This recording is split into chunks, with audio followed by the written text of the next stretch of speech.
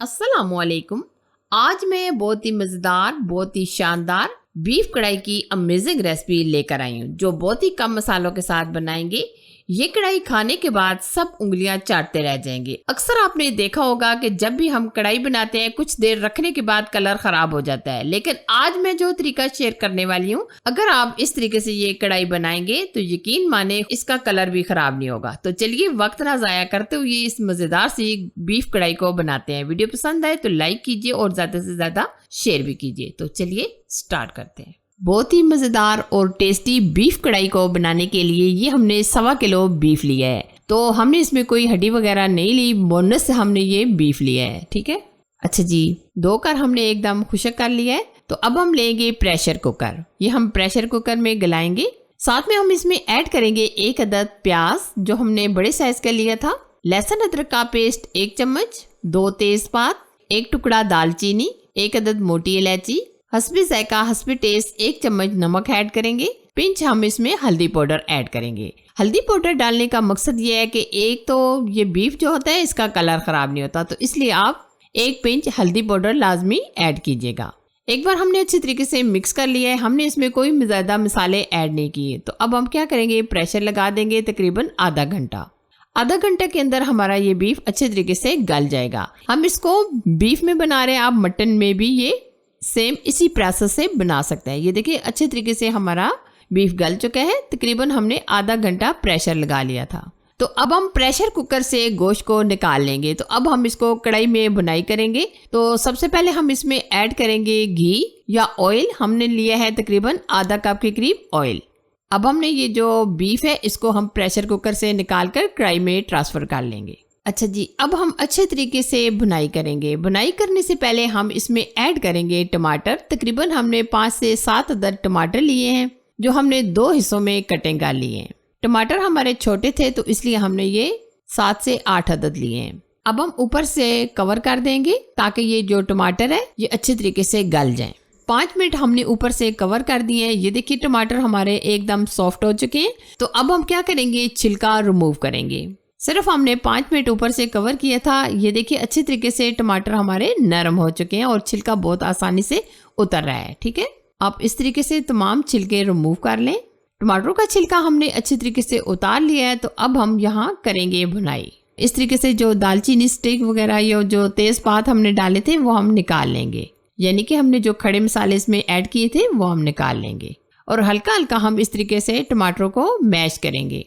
थोड़ी सी एहतियात कीजिएगा, गोश्त हमारा टूटना नहीं चाहिए क्योंकि हमारा गोश्त बहुत अच्छे तरीके से गला हुआ है।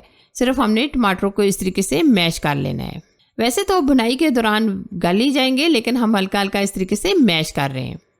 अभी काफ़ी हद तक इसमें पानी मौजूद है। जब तक ये अच्छी तरीके से पानी ड्राई नहीं हो जाता तब तक हम भुनाई करेंगे। यहाँ इस स्टेज पर हम फ्लेम तेज कर देंगे। ये बीफ कढ़ाई खाने में बहुत मज़ेदार और बहुत टेस्टी होती है। मैं अक्सर हर वीकेंड पर इसी तरीके से ये बीफ कढ़ाई बनाती हूँ क्योंकि मेरी फैमिली वाले बहुत ही ज़्यादा पसंद करते हैं। यकीन माने जब आप इस तरीके से ये बीफ कढ़ाई बनाएंगे तो आपके फैमिली वाले इसके फैन हो जाएंगे क्योंकि ये बहुत मज़ेदार और टेस्टी होती है। काफ़ी हद तक पानी इसमें से ड्राई हो चुका है। तो अब हम इसमें डालेंगे कुटी लाल मिर्च चाय का 1 चम्मच। वैसे तो इसको काली मिर्चों ही में बनाया जाता है, लेकिन हम इस कढ़ाई में कुटी लाल मिर्च 1 चम्मच शामिल कर रहे हैं ताकि लुक भी अच्छी आए और टेस्ट भी अमेजिंग हो जाए। काफी हद तक पानी ड्राई हो चुका है। जब तक ऑयल सेपरेट नहीं हो जाता हम अच्छे तरीके से बुनाई करेंगे। बाकी की चीजें भी हम बाद में आगे जाकर आपको बताएंगे कि और हम इसमें क्या क्या डालेंगे। अक्सर हम यही गलती करते हैं कि हम पहले ही इसमें शामिल कर देते हैं काली मिर्च, जिसकी वजह से कढ़ाई का कलर खराब हो जाता है। तो इसलिए आपने